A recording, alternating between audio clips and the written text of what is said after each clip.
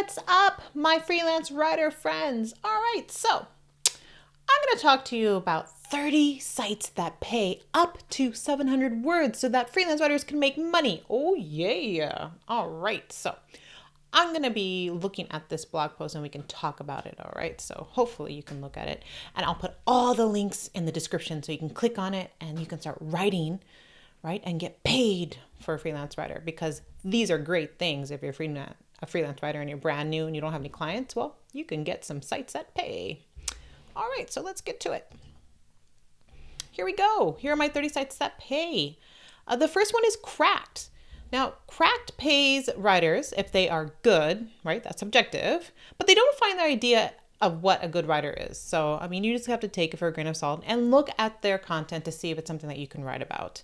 It's a fun site and it covers many subjects like pop culture and movies. So if you're an entertainment writer, this might be a good little article gig that you can get paid for and put a clip on your portfolio. They pay $100 per piece, so not bad, eh? The second one is Funds for Writers. Funds for Writers offers $50 for 500 and 600 words, which isn't a lot, but it's something. It's something new, right? It's something that you can at least get paid for, right? Topics are all about earning a living writing. So this might be a great topic for you since you are trying to be a freelance writer. You can talk about maybe the struggles, or maybe you found some cool ways to earn a living as a writer. All right. And this includes nonfiction and fiction. All right. Better Humans is on Medium, and Medium is a great platform for new writers. And you can get paid on Medium because there's a lot of publications that will pay you. They pay up to $500. It's a flat rate for your article. So make sure you follow their style guidelines and make sure that the topics that you write about are evidence-based and helpful for their readers. All right, and Better Humans is mostly about philosophy, thought pieces, things about self-improvement. So again, if you're a productivity writer, if you are a mental health writer, Better Humans is a great publication for your niche. All right, the fourth one is Listverse. Again, they are a standard $100 guest post. They cover lots of different topics, and it's mostly list-based posts. Motherly is another place where you can get paid to write as a freelance writer. They charge $50 a post, so they can pay you $50 a post about topics for mothers, parenting topics, okay? Rank Pay, if you are an SEO writer, a digital marketing writer like myself, then you can write a guest post on Rank Pay. They pay $50 for an article based on SEO content marketing topics. All right, B. Michelle Pippin. She's awesome. She helps women in small businesses make profits. So if you are a freelance writer, a mom, a woman, then you might benefit from reading her blog. So she charges $50 to $100, $150 per article. So go to her blog, see if it's the type of content that you're interested in writing about. Make a Living Writing offers guest posts for up to $150 per article. So go to Carol's blog and see about guest posting on that site. Did you know that a top magazine, Reader's Digest, offers guest posting opportunities? That's amazing. You can get $100 and get your name on Reader's Digest. How credible is that? To put that in your Hire Me page, that you're a writer for Writer's Digest, or that you wrote on Writer's Digest. I mean, that's a great clip to have. Horse Network.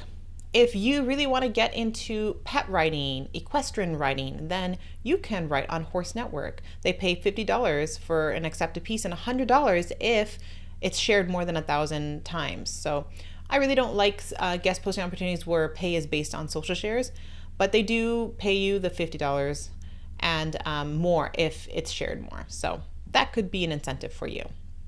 Money Crashers. If you want to get into the personal finance niche, then you might want to guest post on Money Crashers. They pay with a base rate, but I don't know what the published rate is. So I'm assuming it's between 50 to $100. Number 12 is Carb Magazine. If you're an author, if you're writing a book, you can get paid for your fiction writing. So Carb pays $100 for fictional stories. All right, so that's something to consider if you want to also be an author, not only a freelance writer. A Fine Parent shares practical parenting tips, and they pay $50 for a post. But A Fine Parent usually has a lot of writers that are interested in writing for them, so they have a lot of their submissions are closed per season. So check up on them every quarter, every season to see if they have an open call for submissions. The Right Life. Right Life is an awesome blog. I love going there, and I went there as a new freelance writer to learn about freelance writing. They pay $70 per article. So if you want to write about freelance writing, about topics for authors, things like that, then The Right Life is a great place to get paid. Backcountry. Backcountry is a sports magazine, and it focuses on snowboarding and everything around that sport. So if you are a sports writer, if you are familiar with snowboarding, then you can write for Backcountry. They pay 35 cents a word, which is pretty sweet. That's the top pay for a lot of freelance writers.